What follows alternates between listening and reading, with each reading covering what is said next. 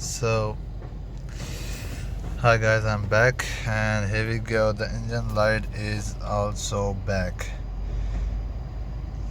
which means the Cataclean did not work. As you can see, I drive now 13 miles, and before it was 15 miles, and the light did not come back. But after 30 miles, I think it came back on like 20 when it was 25 miles.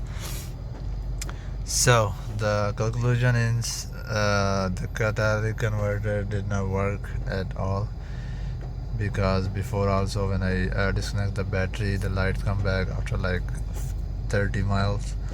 So this time it came back like 25 miles, so I think it did not work.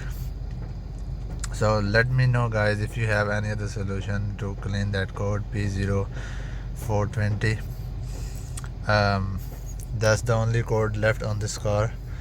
So if you guys have any other solution for this code, you can comment below so I can follow that procedure, and I will be keep posting about the update. Thank you very much for watching. Peace.